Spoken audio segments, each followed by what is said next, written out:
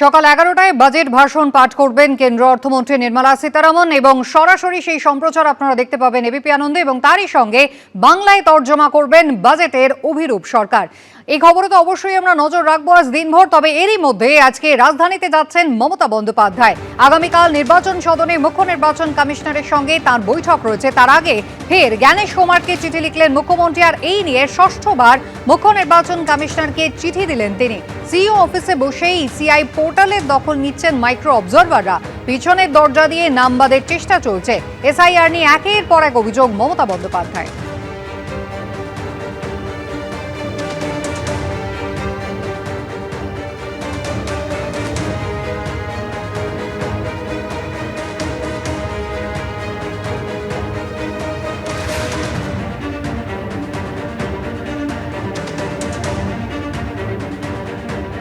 জ্ঞানেশ কুমারকে লেখা চিঠিতে মুখ্যমন্ত্রীর অভিযোগ, কয়েকজন মাইক্রো অবজারভার সিইও অফিসে বসে আইনি অনুমোদন ছাড়াই ইসিআই পোর্টাল নিয়ন্ত্রণ করছেন।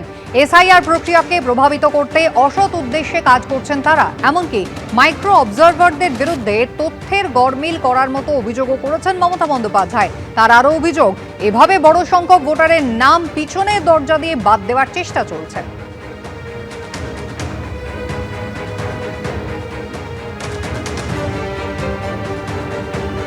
জ্ঞানেশ কুমারকে এ নিয়ে ষষ্ঠবার চিঠি দিয়েছেন মমতা বন্দ্যোপাধ্যায়, যেখানে তিনি লিখেছেন এ রাজ্যে এসআইআর চলাকালীন এখনো পর্যন্ত 140 জনের মৃত্যু হয়েছে, যা মানবাধিকার লঙ্ঘনের সমান।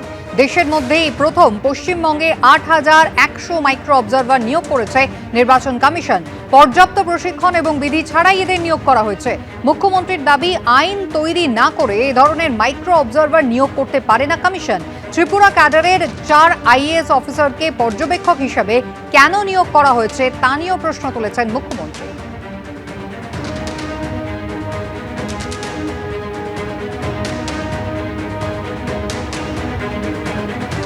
আর এ নিয়ে রাজনৈতিক মহলের কি প্রতিক্রিয়া দেখুন।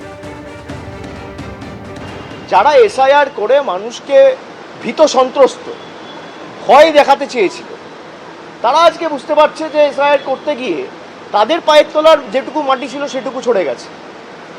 বিজেপির যা ভোট শতাংশ ছিল, আগামী দিন দেখবেন কি অবস্থা হয়। মমতাদি আজকে শনিবার ভর সন্ধে বা বিকেল বেলায় আপনি চিঠি পাঠালেন, সোমবার তো আপনি পৌঁছে যাবেন। ভ্যানিশ কুমার হোক জ্ঞানেশ কুমার হোক, আপনি কি বলবেন ওখানে গিয়ে কতটা দম হবে আমি বলতে পারবো না, কিন্তু আপনি তো তার কাছে পৌঁছানোর আগে চিঠি পৌঁছবে না, আপনি তাকে পৌঁছবেন। তাহলে আবার চিঠি লেখার দরকার কি ছিল? গিয়ে বলতে পারতেন। আসলে আপনার সবটাই নাটক, আপনার সবটাই নাটক। অন্য কোনো রাজ্যে তো এরকম অনেক ঘটনাই ঘটেনি যা কিনা পশ্চিমবাংলায় হয়েছে। এবং সবচেয়ে বড় কথা হচ্ছে, অন্য কোনো রাজ্যের মুখ্যমন্ত্রী মমতা ব্যানার্জির মতো বলেনও নি এসআইআর শুরু হওয়ার আগে যে আমি বেঁচে থাকতে এসআইআর হবে না। পশ্চিমবাংলায় তো এসআইআর শুরু হয়ে শেষও হয়ে গেল। উনি একটার পর একটা চিঠি লিখে যাচ্ছেন এবং আমি তখন কখনো কথা বলবো না যে মমতা ব্যানার্জির তোলা যাবতীয় অভিযোগ বা যাবতীয় প্রশ্ন অমূলক বা অবান্তর। ডেফিনেটলি কতগুলো ভ্যালিড প্রশ্ন উনি তুলেছেন, কিন্তু ব্যাপারটা হচ্ছে ওনার যে একটা চিঠিরও কোনো উত্তর দেওয়ার প্রয়োজন মনে করছেন ইলেকশন কমিশন, ওনার প্রতিটা চিঠিকে সেরা একটার মতো করে ডাস্টবিনে ফেলে দিচ্ছে, এইটা হওয়া উচিত না। এটা গণতান্ত্রিক দেশে একজন মুখ্যমন্ত্রী চিঠি লিখছেন ইলেকশন কমিশনে, সেটাকে অ্যাড্রেস করা ডেফিনেটলি সাংবিধানিক দায়বদ্ধতা আছে। এবিপি আনন্দ এগিয়ে থাকে, এগিয়ে রাখে।